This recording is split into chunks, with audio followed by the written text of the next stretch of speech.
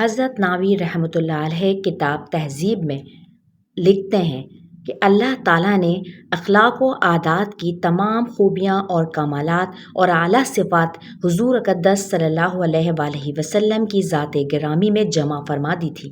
آپ صلی اللہ علیہ وآلہ وسلم کو اللہ تعالیٰ نے اولین و آخرین کے علوم سے جو آپ صلی اللہ علیہ وآلہ وسلم کے شایان شان تھے بہرور فرمایا تھا۔ حالانکہ آپ صلی اللہ علیہ وآلہ وسلم امی تھے، کچھ لکھ پڑھ نہ سکتے تھے، نہ انسانوں میں سے کوئی آپ کا معلم تھا، اس کے باوجود آپ کو ایسے علوم عطا فرمائے گئے تھے جو اللہ تعالیٰ نے تمام کائنات میں کسی اور کو نہیں دیے۔ آپ صلی اللہ علیہ وآلہ وسلم کو کائنات ارضی کے خزانوں کی کنجیاں پیش کی گئیں، مگر آپ نے دنیاوی مال و متاع کے بدلے ہمیشہ آخرت کو ترجیح دی۔ حضرت انس رضی اللہ عنہ فرماتے ہیں کہ نبی کریم صلی اللہ علیہ وآلہ وسلم علم و حکمت کے سب سے زیادہ جاننے والے تھے، سب سے زیادہ محترم، سب سے زیادہ منصف، سب سے زیادہ حلیم و بردبار، سب سے زیادہ پاک دامن و عفیف،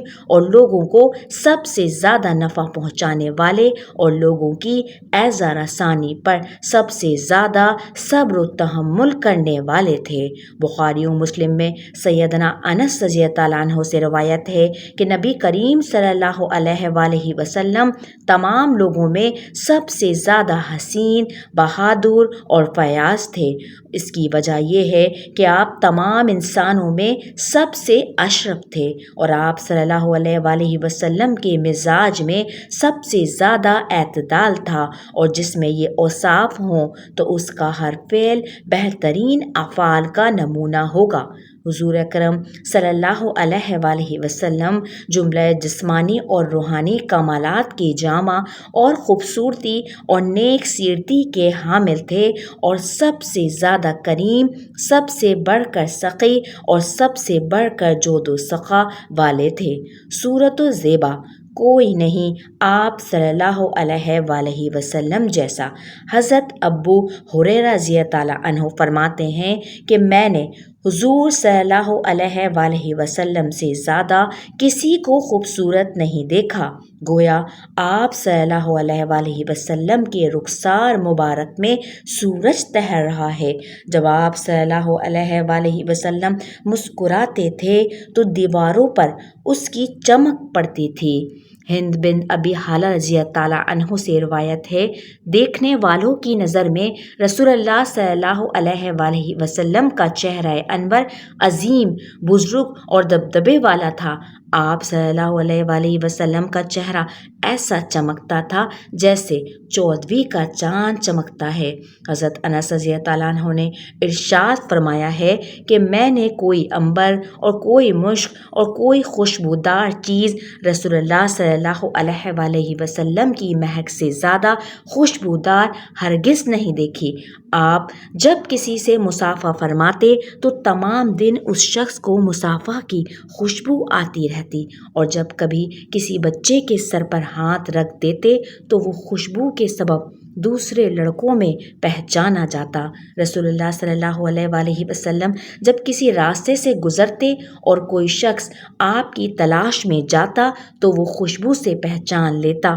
کہ آپ صلی اللہ علیہ وآلہ وسلم اس راستے سے تشریف لے گئے ہیں۔ خلق عظیم، اللہ تعالیٰ نے حضور اکرم صلی اللہ علیہ وآلہ وسلم کی ذات کریم میں مکارم اخلاق، محامد صفات اور ان کی کثرت و قوت اور عظمت کے لحاظ سے قرآن کریم میں مدح و ثنا فرمائی ہے، اور ارشاد ہے وَإِنَّكَ لَعَلَىٰ خُلُقٍ عَظِيمٍ، اور بلا شبہ آپ بڑے ہی صاحب اخلاق ہیں، اور فرمایا وَكَانَ فَضْلُ اللَّهِ عَلَيْكَ عَظِيمًا، آپ پر اللہ تعالیٰ کا بہت بڑا فضل ہے۔ اور خود حضور صلی اللہ علیہ وآلہ وسلم نے ارشاد فرمایا بُعِثْتُ لِأُتَمِّمَ مَكَارِمَ الْأَخْلَاقِ، یعنی مجھے مکارم اخلاق کی تکمیل کے لیے بھیجا گیا ہے۔ اور ایک روایت میں ہے لِأُكَمِّلَ مَحَاسِنَ الْأَفْعَالِ، یعنی اچھے کاموں کو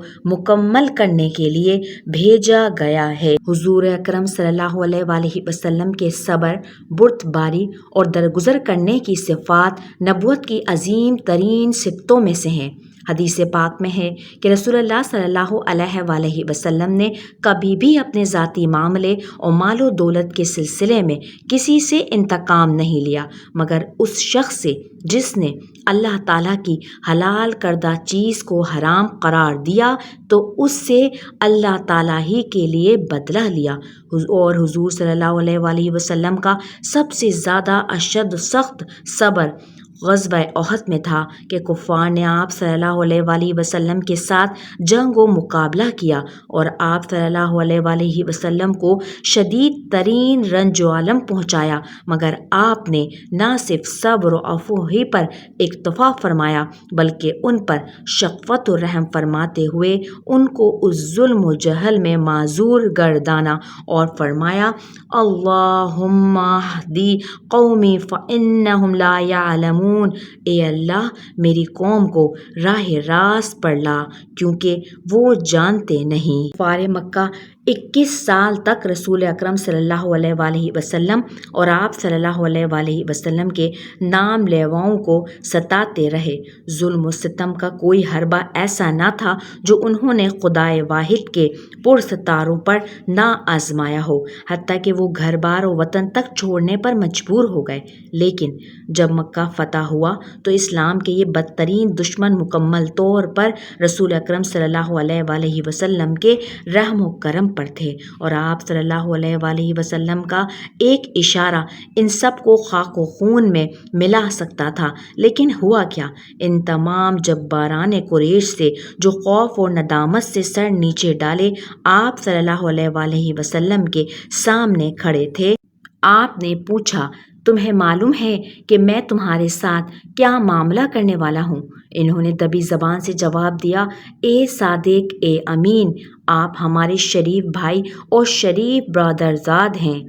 ہم نے آپ کو ہمیشہ رحم دل پایا ہے۔ آپ صلی اللہ علیہ وآلہ وسلم نے فرمایا آج میں تم سے وہی کہتا ہوں جو یوسف علیہ السلام نے اپنے بھائیوں سے کہا تھا۔ حضور اکرم صلی اللہ علیہ وآلہ وسلم نے فرمایا تم پر کچھ الزام نہیں، جاؤ آج تم سب آزاد ہو۔ ایفائے عہد۔ جنگ بدر کے موقع پر مسلمانوں کی تعداد بہت قلیل تھی اور مسلمانوں کو ایک ایک آدمی کی اشد ضرورت تھی۔ حذیفہ بن الیمان اور ابو حسین رضی اللہ عنہ، دو صحابی رسول اکرم صلی اللہ علیہ وآلہ وسلم کی خدمت میں حاضر ہوئے اور عرض کی یا رسول اللہ، ہم مکہ سے آ رہے ہیں، راستے میں کفار نے ہم کو گرفتار کر لیا تھا اور اس شرط پر رہا کیا ہے کہ ہم لڑائی میں آپ کا ساتھ نہ دیں گے، لیکن یہ مجبوری کا عہد تھا، ہم ضرور کافروں کے